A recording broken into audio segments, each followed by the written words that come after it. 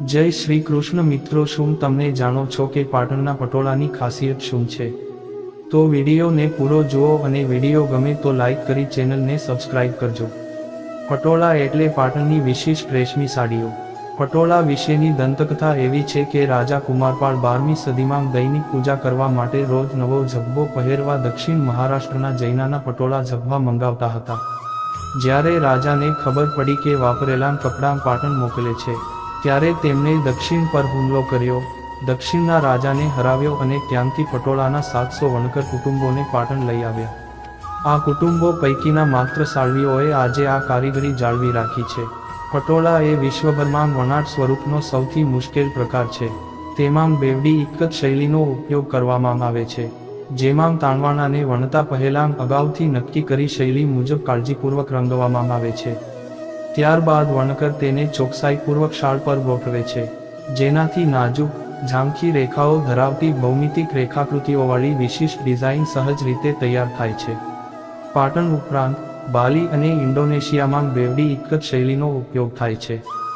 એવું કહેવાય છે કે ઇન્ડોનેશિયાના રાજા ભારતની મુલાકાતે આવ્યા હતા અને પટોળાની કારીગરીથી અંજાઈ ગયા હતા, અને માત્ર ઇન્ડોનેશિયાના રાજવી કુટુંબના લોકોને જ આ પટોળા પહેરવાની છૂટ આપવામાં આવશે તેમ કહીને તેમના વતન પટોળા લઈ ગયા હતા।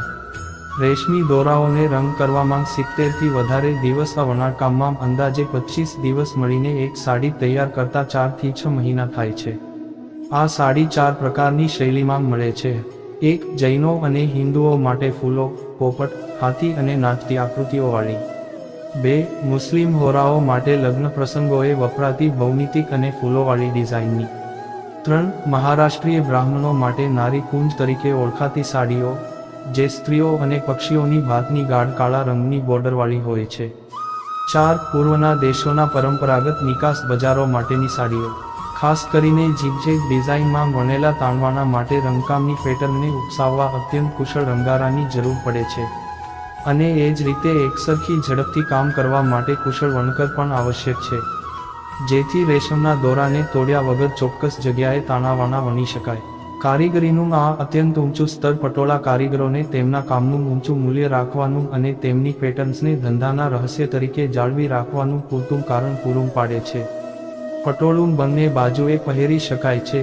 તેની કિંમતની વાત કરીએ તો રૂ.1.25 લખી લઈને રૂ.5 લાખ રૂપિયા સુધીની હોય છે। સરકાર દ્વારા પટોળાની બનાવટને પ્રમાણપત્ર આપવામાં આવે છે, જે અસલ પટોળાની ખરાઈ કરે છે। પટોળું ફક્ત ઓર્ડર પર જ બનાવી આપવામાં આવે છે। આ ઓર્ડર દેશના મોટા શહેરો એટલે કે અમદાવાદ, દિલ્હી, મુંબઈ, કલકત્તા, બેંગ્લોર જેવા મોટા શહેરોમાંથી વિશેષ આવે છે। અત્યારની માંગ પ્રમાણે સાલ્વી પરિવારોના 3 પુત્રો દ્વારા પટોળાની સાથે દુપટ્ટા, રૂમાલ, સ્કાર્ફ, ટાઈ તથા કોટ જેવી વસ્તુઓ પણ બનાવવામાં આવે છે। પડી પટોળે ભાગ, ફાટે પણ ફીટે નહીં। પટોળા વિશેની આ કહેવત પણ તમે સાંભળી જ હશે।